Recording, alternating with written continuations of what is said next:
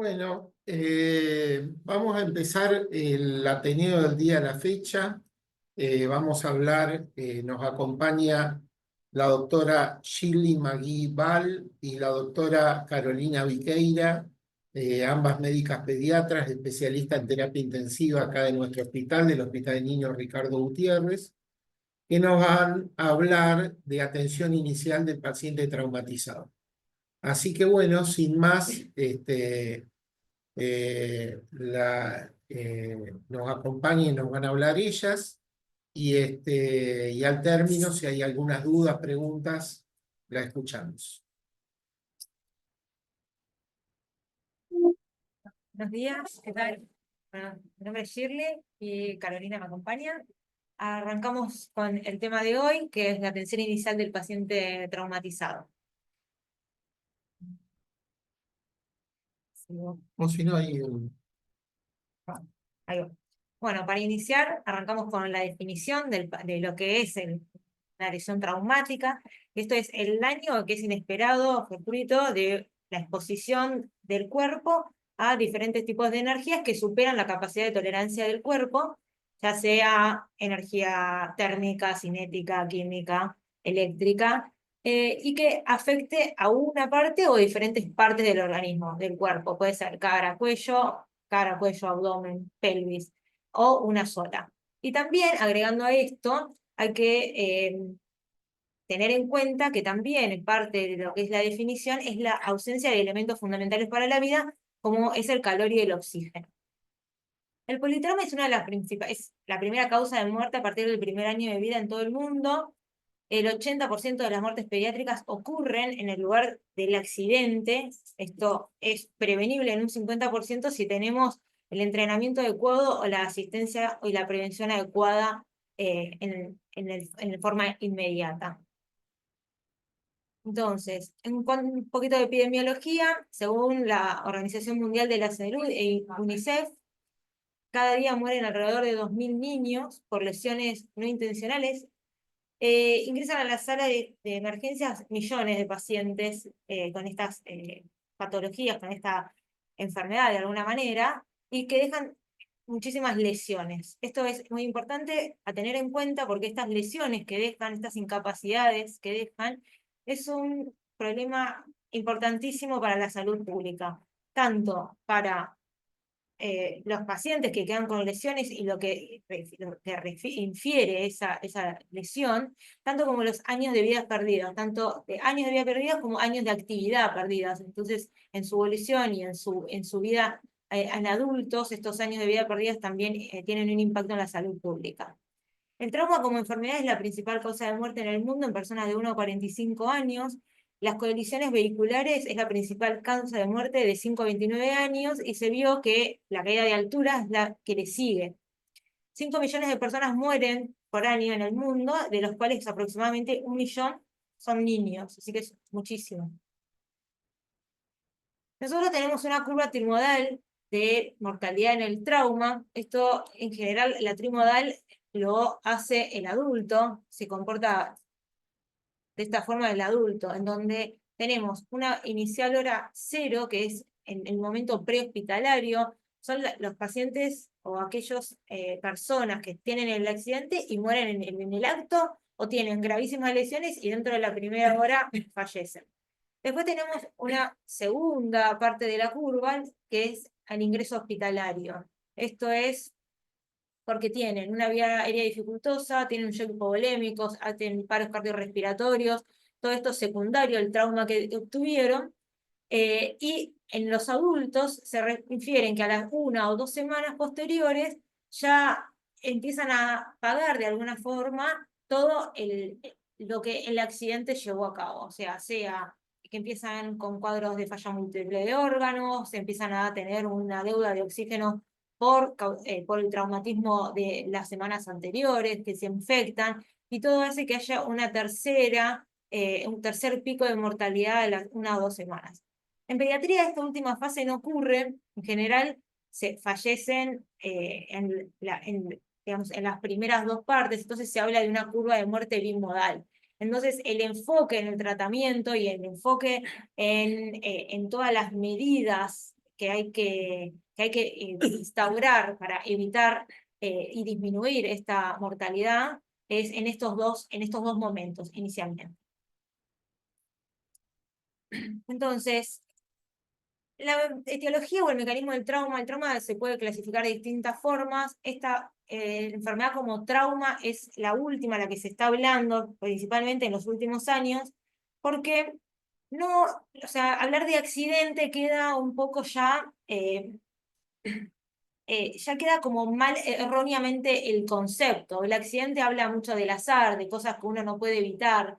Y en general los traumas que se generan, tanto intencionales como no intencionales, son cosas que con prevención uno podría evitar. Y por otro lado, la enfermedad como definición como tal, uno habla de enfermedad teniendo una etiología conocida, teniendo signos y síntomas que aparecen, que los vemos, que los podemos constatar, y por otro lado tenemos daño en el organismo que también podemos visualizar. Y todas estas cosas en el trauma las podemos identificar. Entonces hay que hablar de trauma como enfermedad y ya dejar de decir que esto es un accidente, porque de esta forma lo podemos integrar al sistema de salud y no que pase como algo más por el costado y esto es azar y esto ocurrió y nada más, sino que lo podemos tomar, el sistema de salud lo tiene que tomar y hacer muchísimo hincapié principalmente en la prevención de todas las cosas que pueden ocurrir como para evitarlo al máximo, sobre todo por la altísima mortalidad que esto tiene. Sobre todo en los accidentes automovilísticos que es la principal causa, no solamente acá, sino a nivel mundial, ¿sí? Entonces, cuando hablamos de enfermedad como trauma, podemos dividirlas, ya así como enfermedad, en intencional y no intencional, siendo las intencionales aquellas buscadas, ¿verdad? O sea, los homicidios, los suicidios, otras formas de violencia que me llevan a la muerte, o que llevan al paciente a la muerte. Y las no intencionales, que son los famosos accidentes, serían las colisiones vehiculares, los laborales, los accidentes de alguna forma domésticos, mal dicho, cosas que suceden, que pueden ser espontáneamente, pero con prevención uno lo podría evitar. Entonces, en la evaluación inicial y en el manejo inicial es muy importante recopilar información, o sea, qué es lo que sucede con este paciente, entonces, qué es lo que vemos, a qué buscamos. Todo esto nos va a servir porque de alguna forma es el puntapié inicial para que yo sepa dónde estoy parada con determinado paciente y a partir de ahí, cómo continúo, qué le puedo ofrecer. Entonces, en la anamnesis inicial hay una regla memotécnica que se usa, que es ample, hay otras que depende de la literatura, uno puede implementar. Esta nos pareció una que es tal vez rápida y efectiva para acordarse de las cosas, en donde, bueno, la S son los signos y síntomas que tiene el paciente, la A tiene alergia, o sea, esto es para preguntarle a quien lo acompaña, si es un paciente menor, en general viene acompañado por algún adulto, a veces no ocurre, pero si es así, hay que aprovechar todas estas oportunidades para lograr recabar la mayor cantidad de datos posibles. Entonces, preguntarle si toma medicaciones previas, si tiene alguna enfermedad previa, si tiene antecedentes de algún episodio similar previa que lo llevó a alguna internación. También es muy importante saber cuándo fue la última vez que comió. Esto nos hace pensar a futuro en cosas que le pueden pasar o complicaciones que puede tener el paciente. Y obviamente eventos que provocaron las lesiones, o sea, qué sucedió en el momento, cómo sucedió, alguien lo vio, no sé, si fue una caída de altura, fue una caída de altura de su propia altura, fue una caída de 2, 3 pisos, en qué momento, el horario fundamental, cuánto tiempo pasó desde que ocurrió el incidente hasta que llegó la atención, hasta que arrancó la atención, cómo fue la atención en el momento, en el lugar y del, del, del incidente. Son todas cosas que nos suman muchísimo valor y nos suman muchísima información a la hora de tratarlo cuando los pacientes llegan al hospital. Bien, continuamos con... Bueno, hola. Hablando un poco de la evaluación inicial, uno puede dividirlo en el lugar del trauma y luego en el escenario hospitalario cuando el paciente ingresa a la sala de emergencias. Siempre lo primero que hay que tener en cuenta es la seguridad de la escena. Uno como personal de salud que quiere acercarse a atender a ese paciente politraumatizado, primero tiene que evaluar la escena y si la escena es segura, ahí uno puede acceder y comenzar con la evaluación y la estabilización inicial del paciente. Si la escena no es segura, sobre todo en el lugar del trauma, no en el ámbito hospitalario, uno debe quedarse al margen y esperar que policía, bomberos, defensa civil asegure la escena para uno poder acceder a la víctima y no convertirse uno que quiere ayudar en una nueva víctima. Así que eso siempre tenerlo en cuenta, la seguridad de la escena antes de acceder. Cuando uno accede al paciente traumatizado, vamos a guiarnos con las siglas ABCDE, que ese es el orden en el cual uno va a evaluar, donde primero va a evaluar la vía aérea, luego la ventilación, la circulación, el déficit neurológico y la exposición, que esto ahora lo vamos a detallar en las siguientes diapositivas. Mientras uno va haciendo esta evaluación, tiene distintas formas de clasificar el trauma, con el índice de trauma pediátrico, eso ahora también lo vamos a ver, para hacer el triage y decidir el orden de los pacientes, cómo se van a atender o trasladar. Es muy importante en el politrauma la inmovilización del paciente, que esto ahora también vamos a hablar, y una vez que el paciente está estabilizado, inmovilizado y con la vía aérea asegurada, se procede al traslado. En la sala de emergencias, esto es algo similar lo que se hace, siempre la seguridad de la escena, hacer la evaluación ABCDE, posteriormente, la reevaluación es continua, uno siempre va evaluando la vía aérea, la ventilación, la circulación, y si aparece un problema, uno lo diagnostica, lo trata y luego continúa. Una vez que el paciente está estabilizado, vamos a pasar a la evaluación secundaria, que es una evaluación un poco más exhaustiva, buscando lesiones puntuales para resolverlas.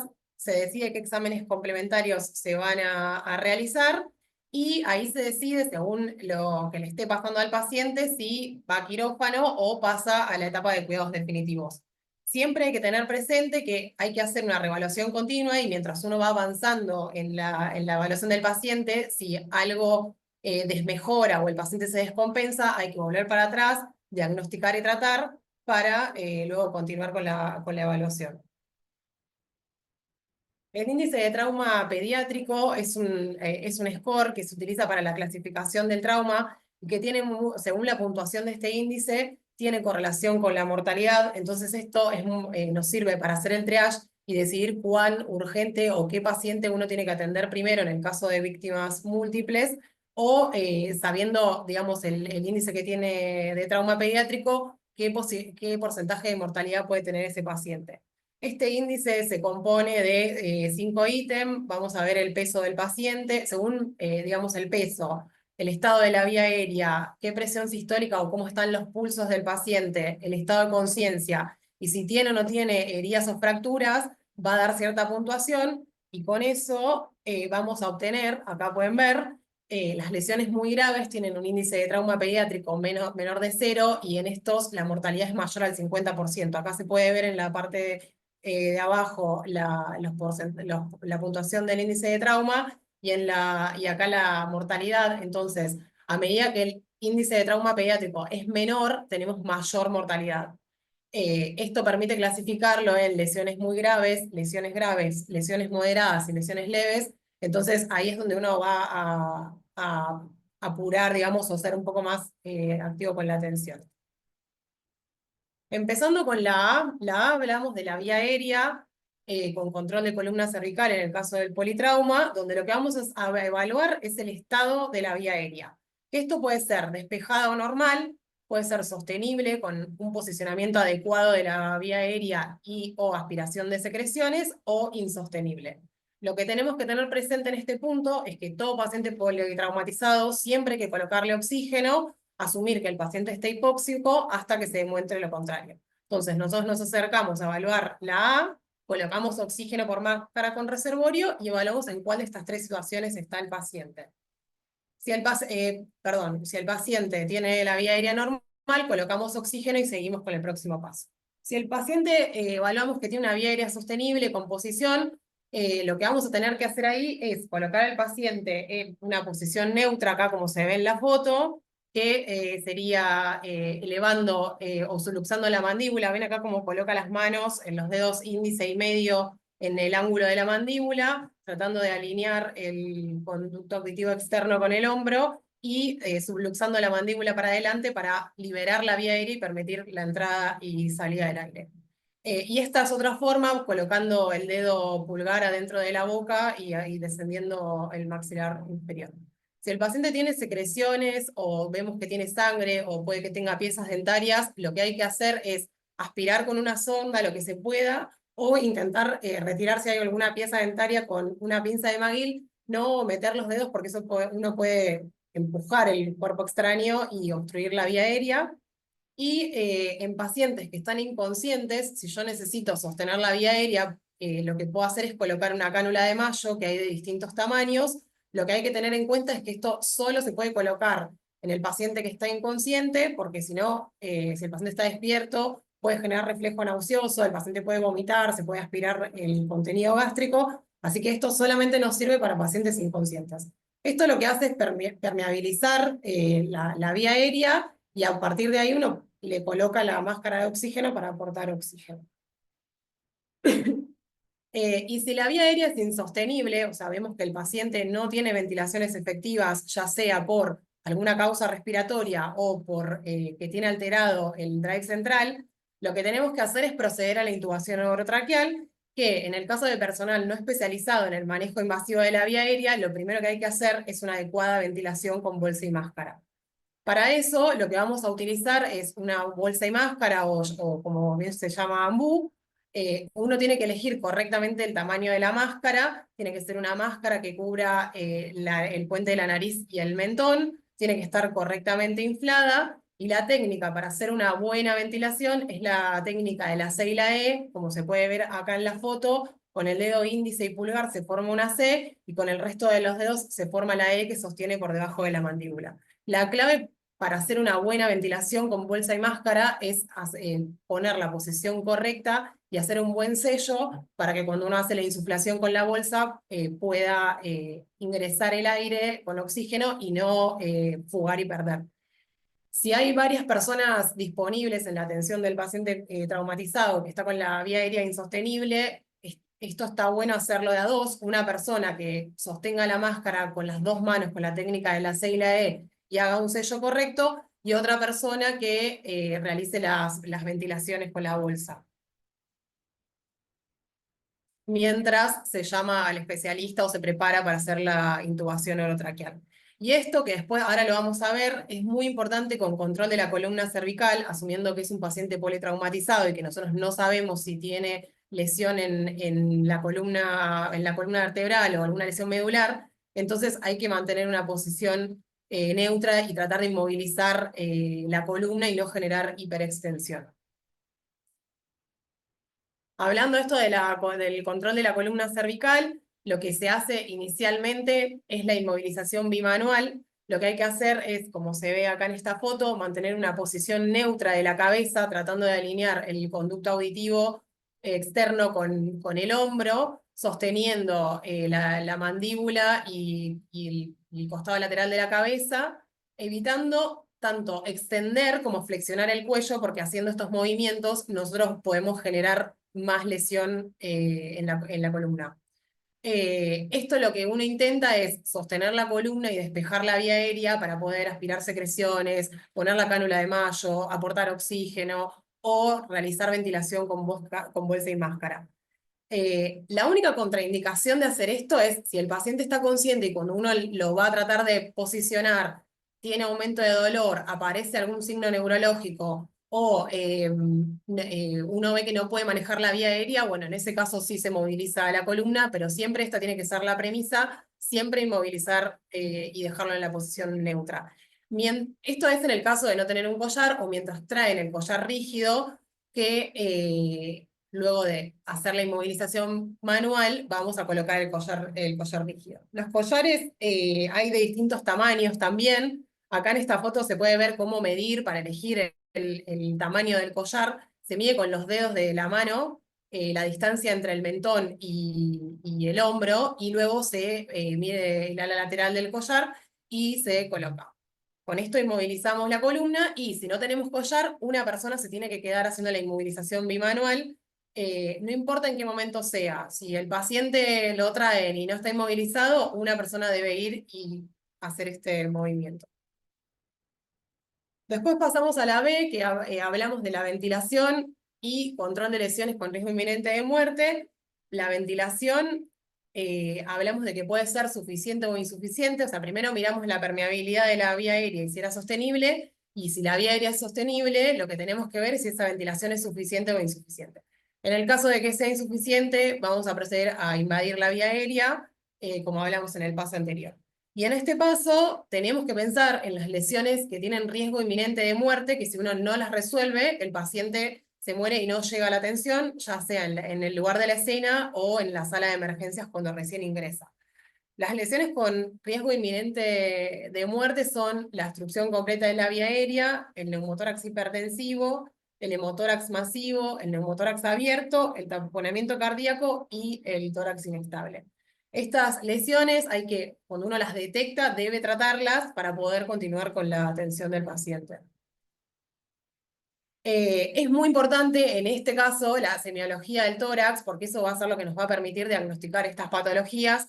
Siempre nos vamos a guiar por la inspección, la palpación, la percusión y la auscultación, donde en la inspección vamos a ver el color de la piel y de las mucosas, que eso nos va a hablar si el paciente está cianótico, de que hay hipoxemia o hay algún problema a nivel de la ventilación. Puede que esté grisáceo porque tenga acidosis, o que esté pálido porque haya tenido una gran pérdida de sangre. Entonces, siempre mirar la coloración de la piel y las mucosas, mirar los movimientos del tórax, sobre todo ver si hay asimetría, porque si ya vemos que un hemitórax no se mueve, tendríamos que pensar si ahí no hay un neumotórax o si no hay un derrame, o si está más elevado un hemitórax, pensar en un neumotórax hipertensivo. Después, obviamente, hacer una evaluación rápida de si hay heridas, si hay hematomas, si hay orificios de entrada o salida, si hay escoriaciones de la pared o de la parrilla costal. Y siempre tener presente que la ausencia de lesiones que uno no pueda ver no descarta que no haya lesiones internas severas, sobre todo en pediatría, que los pacientes tienen mucha elasticidad o compliance en la caja torácica. Entonces, tal vez uno no ve una gran lesión, pero internamente puede haber lesiones graves. Con respecto a la palpación, esto se hace todo, digamos, en simultáneo. Mientras uno mira, va palpando, se busca si hay áreas dolorosas, si se palpa alguna fractura, si hay enfisema subcutáneo, y en el caso de que haya una herida, uno puede evaluar la profundidad y el tamaño de la herida. La percusión nos va a servir para dividir entre un hemitórax sonoro o mate, que eso nos va a orientar a que tenemos aire, pensando en un hemotórax, o si está el hemitórax mate, puede ser un hemotórax o una contusión pulmonar. Y la auscultación completa la semiología del tórax, donde vamos a escuchar el murmullo vesicular, si está presente o ausente, los ruidos cardíacos, si están adecuados o si están alejados, pensando más en un taponamiento, y tener en cuenta que puede haber ruidos hidragéreos en el tórax, que esto nos hablaría de una lesión diafragmática con ascenso de las vísceras al tórax. Pasando a la AC, hablamos de circulación y el control de las hemorragias. Así como evaluamos la vía aérea si era sostenible, si la ventilación era efectiva, vamos a evaluar el estado hemodinámico del paciente.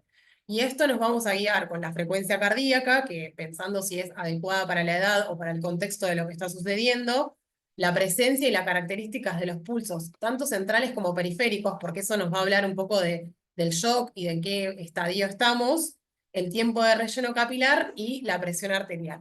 Teniendo en cuenta que la hipotensión es un signo tardío que va a aparecer cuando, por ejemplo, ya hay un 25 o un 30% de pérdida de volemia. Entonces uno no tiene que quedarse solamente con el valor de la presión arterial, sino evaluar el conjunto del estado hemodinámico. En este paso lo que vamos a hacer es colocar 2 accesos venosos de calibre grueso para comenzar la reanimación del paciente traumatizado, ya sea expansión con cristaloides o coloides o transfusión de hemocomponentes si es necesario. Y bueno, acá remarcando un poco que los signos tempranos de shock son la disminución o la pérdida de los pulsos periféricos y el enlentecimiento del relleno capilar, y la hipotensión es un signo tardío. Entonces, si yo tengo un paciente taquicárdico con pulsos periféricos débiles, enlentecimiento del relleno capilar y no está hipotenso, es el comienzo de ese shock que está compensado por el momento, por lo cual uno tiene que tomar una conducta activa y comenzar la reanimación. Las hemorragias a veces son visibles y a veces no son visibles y hay distintas clasificaciones. Acá les dejamos un cuadro donde uno más o menos, según cómo están estas características clínicas del paciente, uno puede clasificar en la hemorragia en leve, moderada o severa y el shock en compensado, descompensado o ya refractario. Siempre tener en cuenta la semiología, evaluando la frecuencia cardíaca, los pulsos tanto periféricos como centrales y la presión. Evaluar también obviamente el estado neurológico, que eso nos va a hablar un poco de la perfusión, la coloración de la piel, el relleno capilar y el sistema excretor, viendo si el paciente está anúrico, oligoanúrico o cómo viene la diuresis.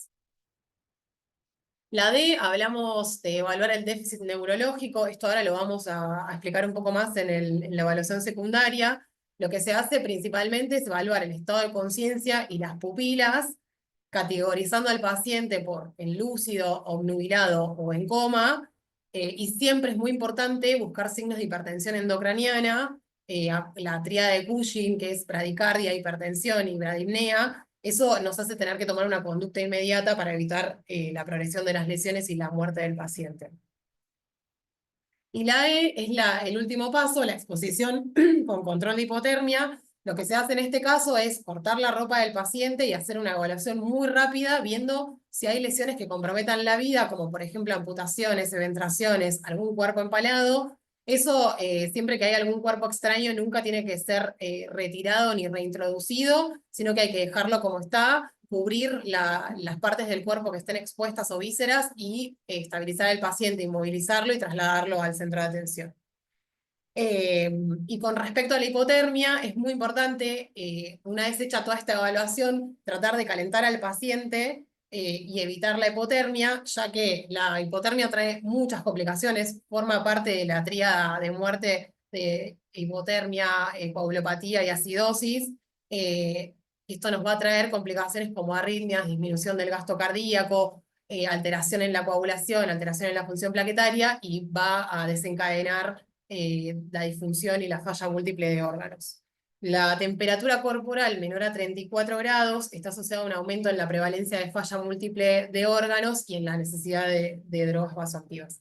Para calentar al paciente hay distintos sistemas. Uno puede usar desde mantas térmicas, una manta común, lo que tengan a disposición, pero si el paciente está mojado, secarlo. Es muy importante tratar de controlar la temperatura y no olvidarse de eso que es tan importante como el ABC. Una vez que, voy a volver un poquito a esta Firmina, a esta diapo. Una vez que hicimos toda la evaluación y la estabilización inicial, teniendo en cuenta la seguridad de la escena y si en alguno de estos pasos detectamos alguna lesión que compromete la vida y la tratamos, si el paciente está estabilizado, vamos a pasar a la evaluación secundaria.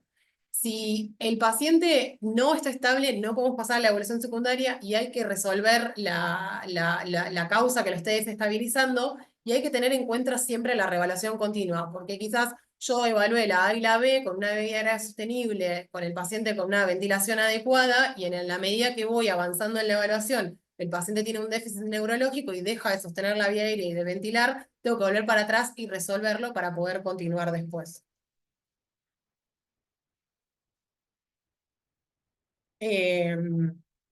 Cuando pasamos a la evaluación secundaria, esto es un examen físico rápido y meticuloso de cabeza a pies, incluyendo al dorso, no hay que olvidarse de eso, para ver si hay algún tipo de lesión o algún signo que nos oriente a alguna lesión grave o profunda que pueda tener el paciente.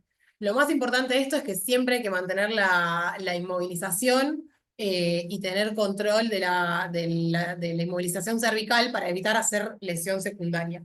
El objetivo de esta evaluación secundaria es diagnosticar algún tipo de lesión producida por el traumatismo y decidir qué estudios complementarios vamos a realizar y qué vamos a hacer con el paciente, si necesita ir a quirófano o si lo vamos a pasar a la sala de cuidados definitivos.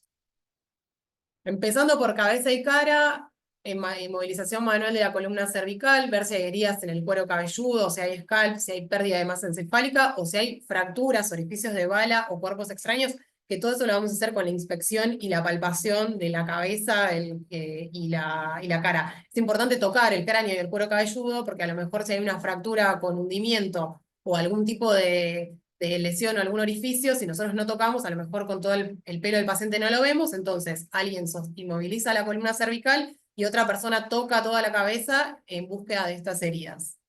Hay que tener en cuenta que el TEC es la lesión más frecuente en los niños con politrauma y es la principal causa de muerte.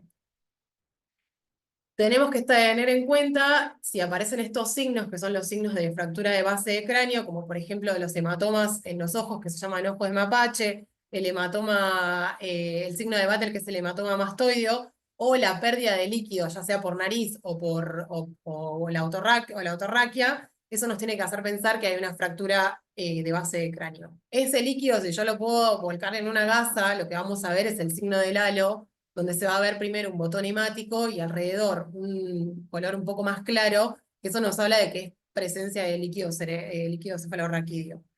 Es muy importante en los pacientes politraumatizados no colocar una sonda nasogástrica si uno no descarta que no haya una fractura de cráneo, así que en estos pacientes siempre si se coloca una sonda es orogástrica y nunca nasogástrica hasta descartar que no haya fractura de base de cráneo.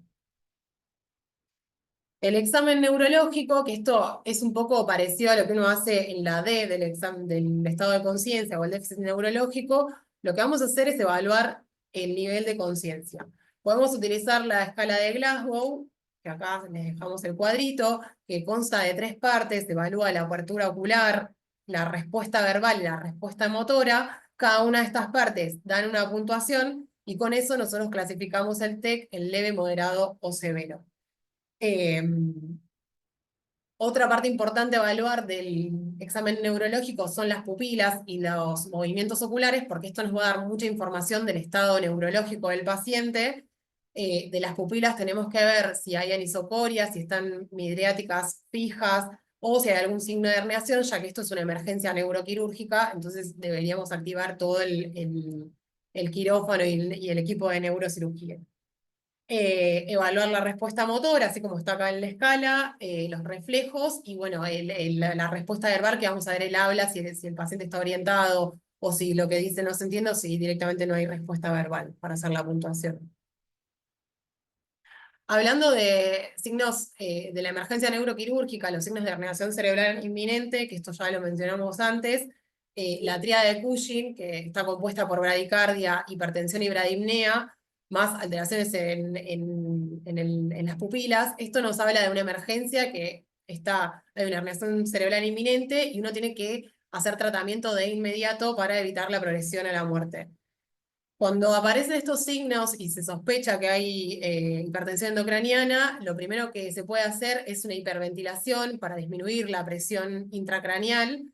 Esto, si el paciente está ventilado con la bolsa y máscara, se hace hiperventilación, frecuencias cardíacas mayores a las esperadas para la edad.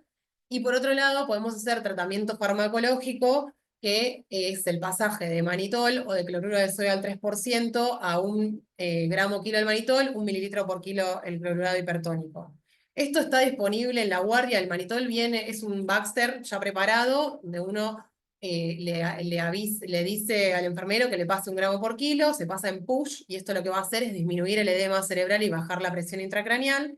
Y si no disponemos de manitol, se puede preparar el cloruro de sodio hipertónico, que se prepara utilizando 15 mililitros de cloruro de sodio al 20% más 85 mililitros de agua destilada. Ahí hacemos 100 y de eso le pasamos 1 mililitro kilo al paciente también en push. Esto se puede repetir las veces que sea necesario. En general, si el paciente, uno puede evaluar la respuesta. Si evalúa que el paciente tiene bradicardia, hipertensión, bradipnea, o midriasis o anisocoria, uno hace la hiperventilación y va a haber un cambio en la pupila, y lo mismo cuando administra el manitol o el cloruro de sodio.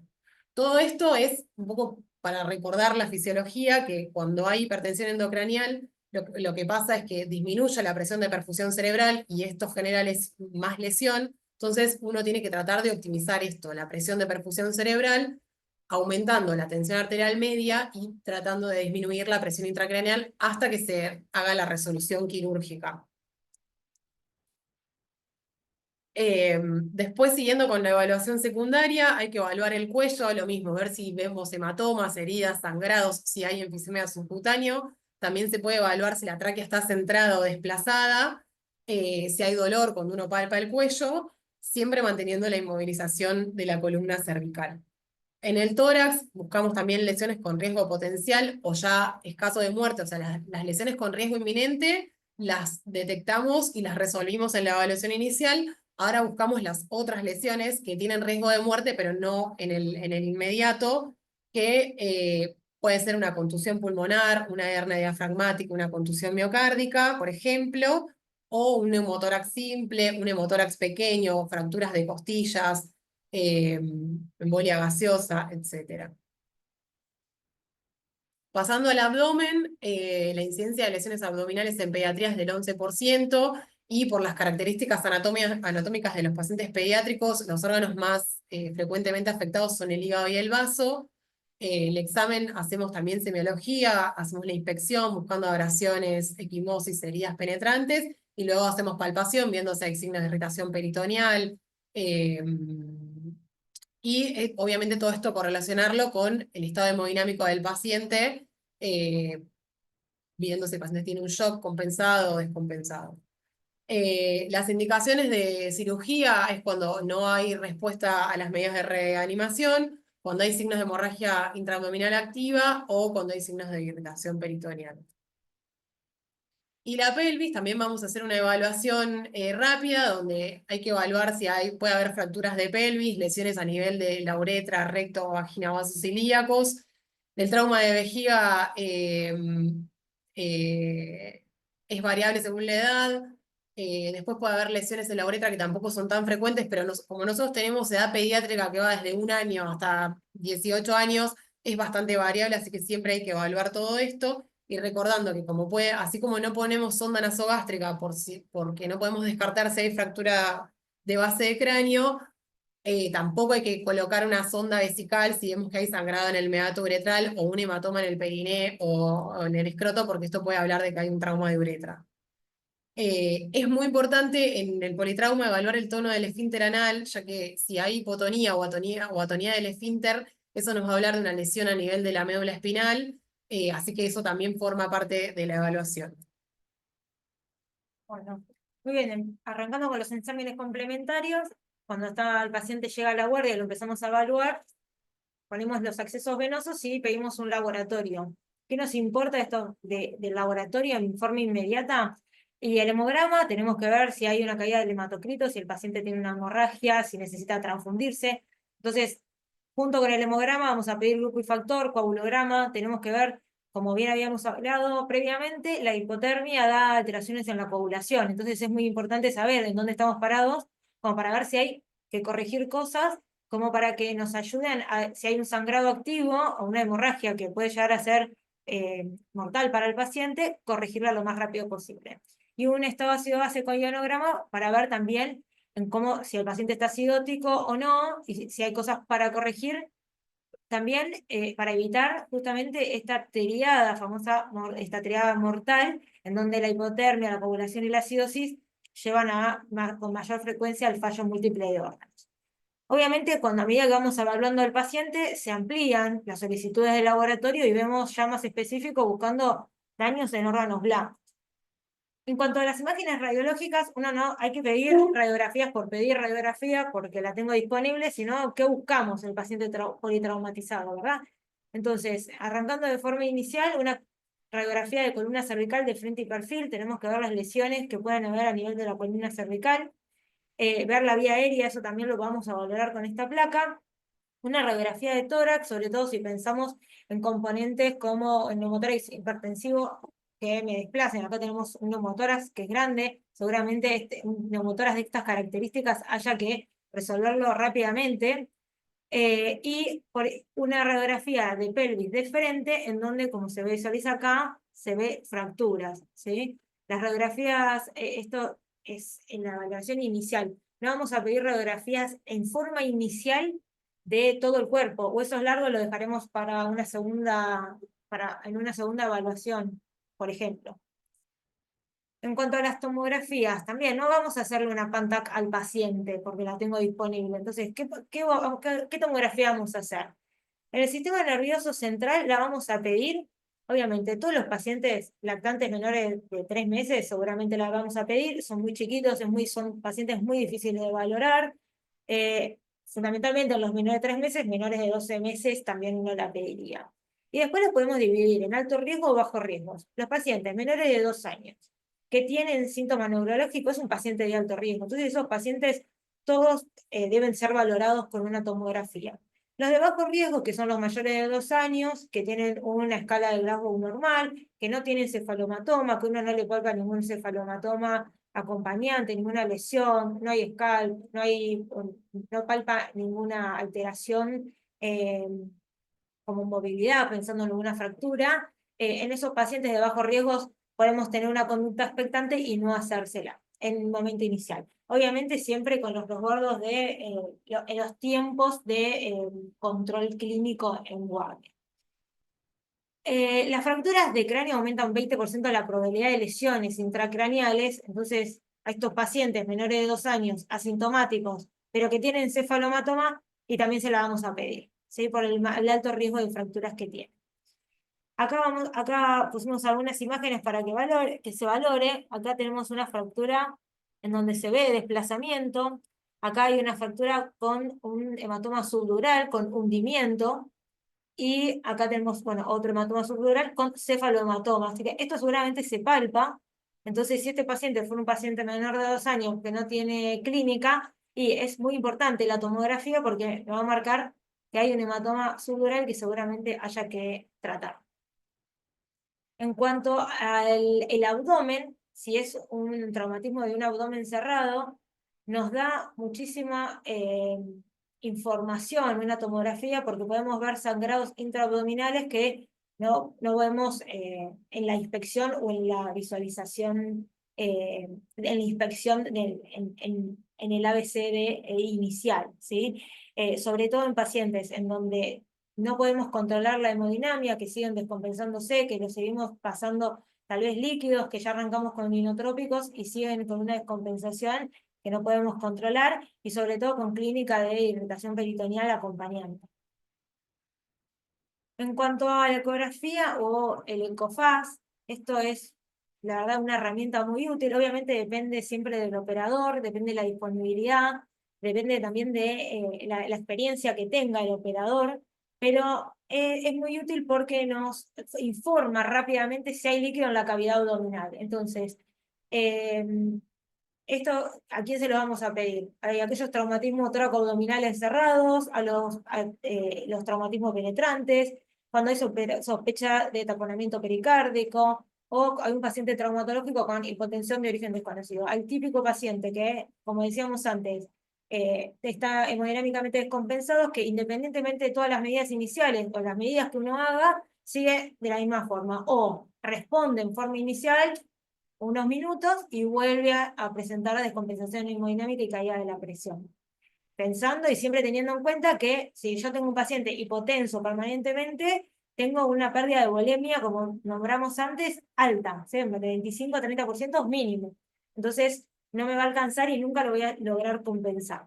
¿Cómo se hace? Lo que se hace es buscar en estos sectores o sea, en hipogastrio, subicárdico, subsifoide, perdón, y en ambos flancos, buscar líquido. Y de esa forma se informa si hay líquido en cavidad, y de esta forma es, bueno, la intervención quirúrgica correspondiente si el paciente lo requiere.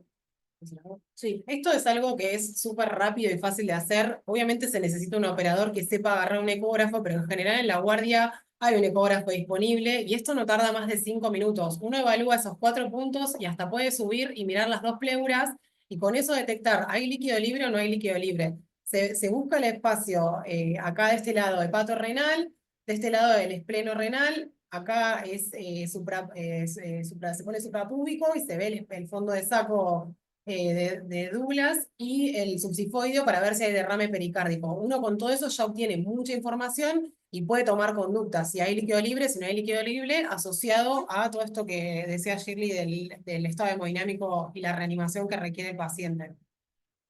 Bien. Entonces, una vez teniendo o sea, el ABC inicial, pasando a la evaluación secundaria y los laboratorios correspondientes o necesarios en cuanto a la categorización del paciente, volvemos a hacer un triage de los pacientes que hay. Esto principalmente cuando hay más de un paciente en donde uno tiene que valorar a quién atender primero o por la gravedad, siempre tomando como instrumento de categorización el índice de trauma pediátrico y obviamente, como mencionamos, sirve para el nivel prehospitalario, intrahospitalario e incluso para derivar a un centro de mayor nivel. Nosotros, el hospital es centro de derivación de trauma, entonces nos llegan a los pacientes y una vez que llegan acá tenemos que reevaluarlos y ver qué más le podemos ofrecer.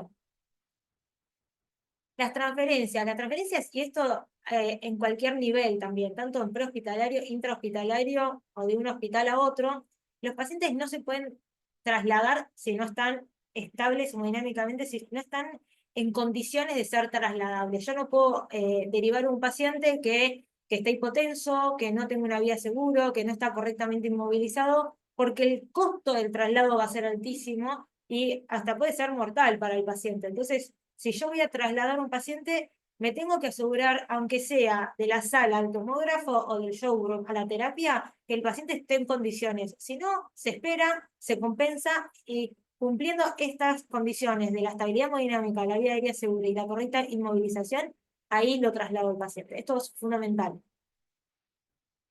Entonces, siempre la evaluación es repetida. Todos los pacientes politraumatizados requieren una constante y continua evaluación. Cambian, son dinámicos, los cuadros clínicos cambian rápidamente. En un momento el chico te está hablando y en un momento siguiente el chico puede estar en paro. Entonces, es fundamental la evaluación continua, constante, independientemente del área del hospital en el que se encuentra. Bien. Finalizado todas estas etapas, llegamos a los pruebas definitivos, en donde ya pasamos a involucrar a las distintas especialidades, cirugía, neurocirugía, ya manteniéndose en la terapia o cualquier especialidad necesaria, dependiendo del tipo de traumatismo, pueden ser los urólogos si, por ejemplo, tienen un traumatismo de uretra, en donde los pacientes ya están estabilizados y empiezan a requerir ya los tratamientos definitivos para lo que vayan transitando. Bueno, no sé, los que tengan preguntas, por favor, volvemos con Manuel. Bueno, bárbaro. A ver si hay alguna pregunta y si no, hago un comentario al respecto.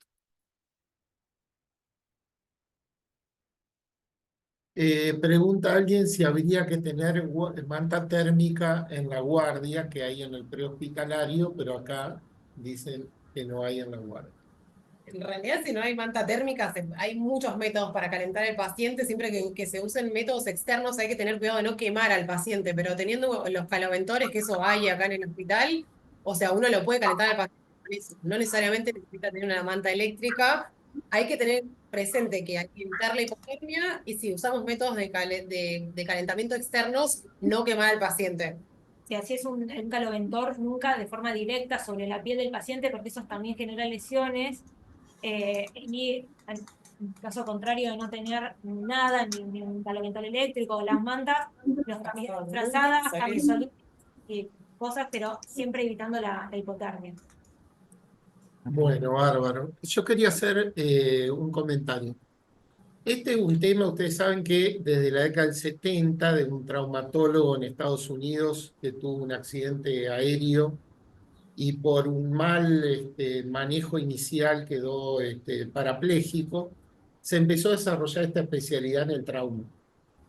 El trauma es probablemente una de las especialidades de la urgencia más estudiada, más esquematizada y el cual tiene varios cursos básicos como el BTLS o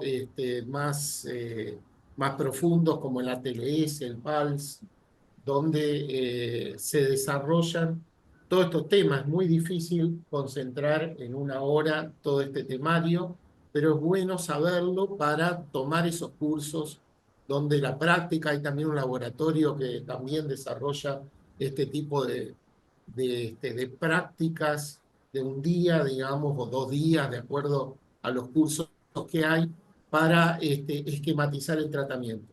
Pero tengan en cuenta que por más buen triage que haya, tanto a nivel internacional como fue lo de las Torres Gemelas en Estados Unidos, o el tsunami en Asia, o acá cuando fueron los atentados terroristas en la AMIA o Estado de Israel, en algunos de esos yo estuve,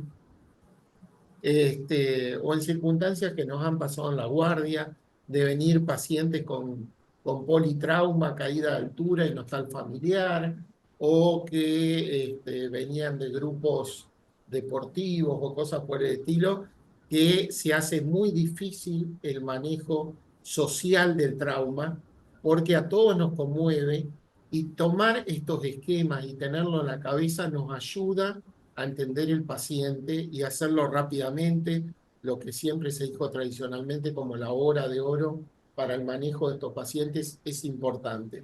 Y tener grupos de trabajo, grupos de respuesta rápida frente a estas circunstancias es fundamental en la emergencia.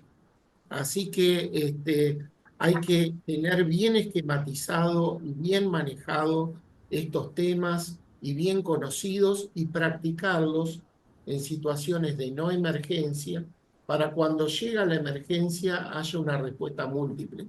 Es imposible hacer todo esto solo, hay que hacerlo entre varios. El calentamiento puede ser externo como puede ser interno a través a través, por ejemplo, del calentamiento de las soluciones cristaloides, que en algún momento lo hacíamos y teníamos dispuesto y después uno se lo olvida, qué sé yo. O hay aparatos para eso en la terapia, no sé si siguen, no siguen, pero debería haber. Así que bueno, está muy bueno esto. ¿Hay más comentarios? ¿Se escucha? Sí, perfecto, Jorge. Bueno, chicas, en primer lugar quiero felicitarlas porque me gustó mucho la presentación y me gustaron mucho las diapositivas. Están muy bien presentadas, muy lindas, muy prolijas. Eso también es para hacer notar. Reconozco que me tuve que parar en algunos momentos y tengo algunos baches, pero fui tomando algunos apuntes de algunas cosas que me gustaría decir. Ustedes dijeron que el traumatismo cráneoencefálico era la primera causa de muerte. Y eso es una verdad medias, ¿viste? Porque eso se da mucho más en los chicos que en los grandes, pero tomando el trauma en su totalidad, la falta de oxígeno y el desangramiento son las dos grandes causas, las principales causas de muerte.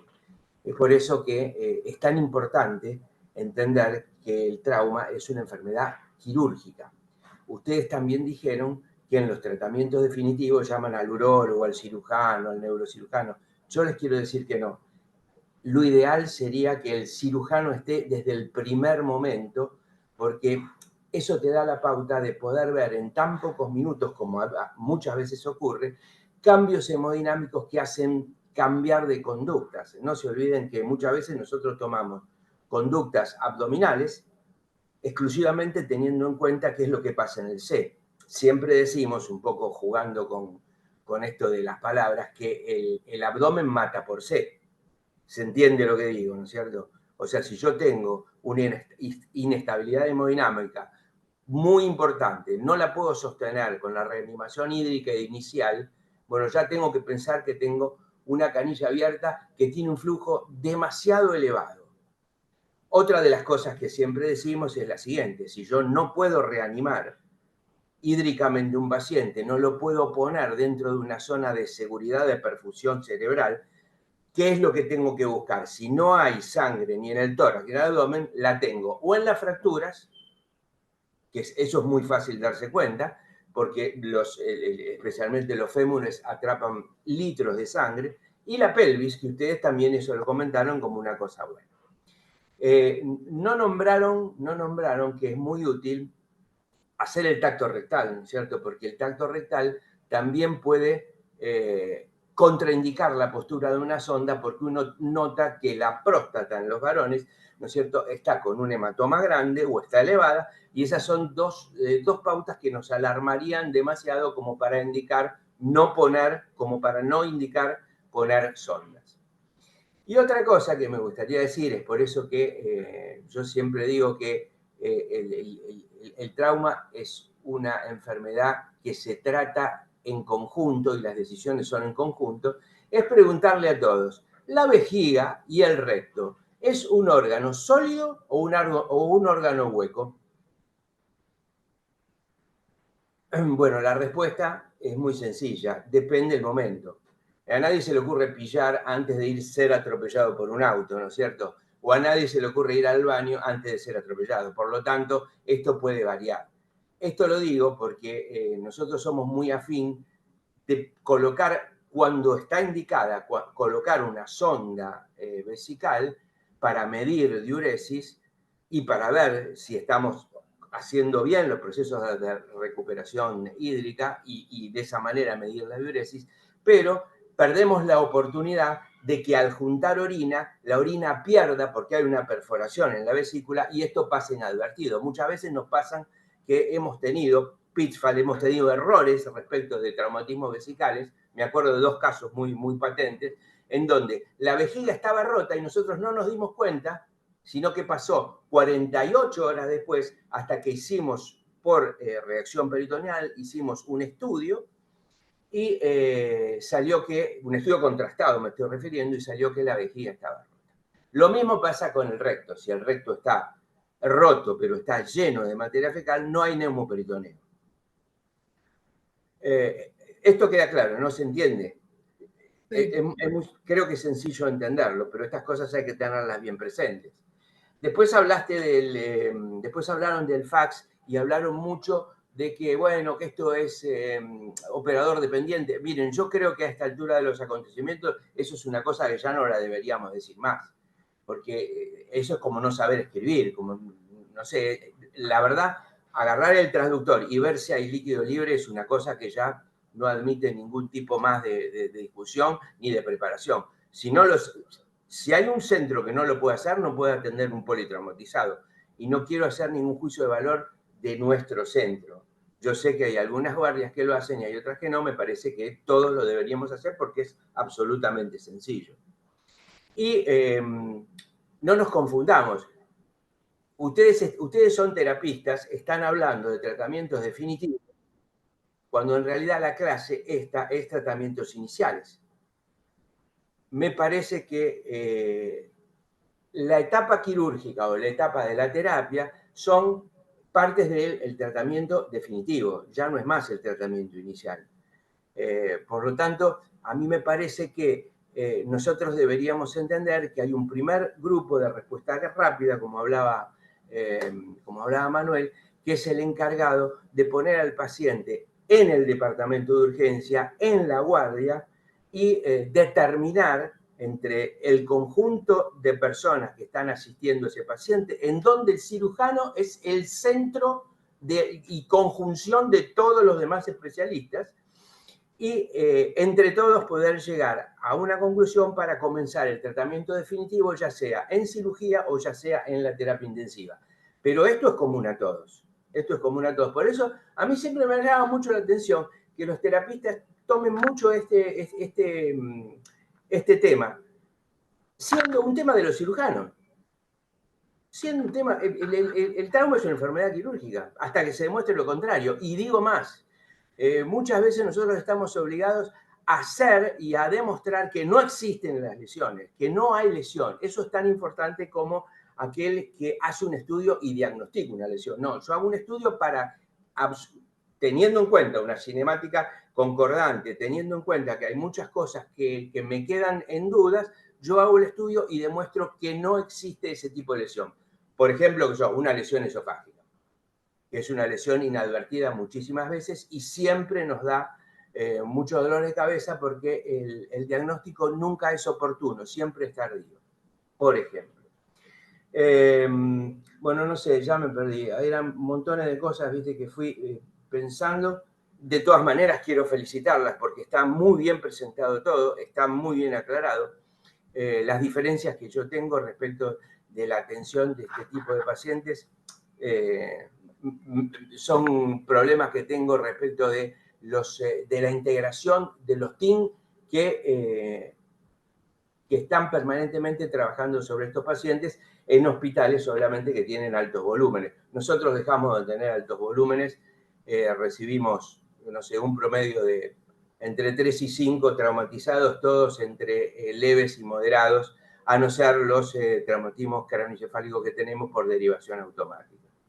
Así que bueno, no sé si me quedará algo para decir, si alguien quiere hacer algún otro comentario, puedo aportar algo, las quiero felicitar, me encantó la presentación, está muy bien hecha y muy bien ordenada.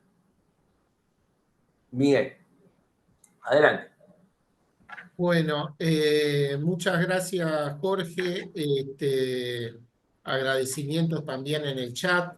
Sí, no nos vamos a poner de acuerdo. Para vos serán los cirujanos, para los terapistas, para mí, los médicos de la guardia. Pero bueno, depende del paciente, depende de la complejidad. Pero lo que es claro es que todos nos necesitamos porque son pacientes muy complejos y que la primera, el manejo inicial es complejo y determina la evolución subsiguiente. Bueno, a ver, acá hay un mensaje. Bueno, bárbaro. Bueno, agradecemos a las colegas de la terapia intensiva y agradecemos a todos por la presencia y nos vemos el año que viene con otros temas. Gracias.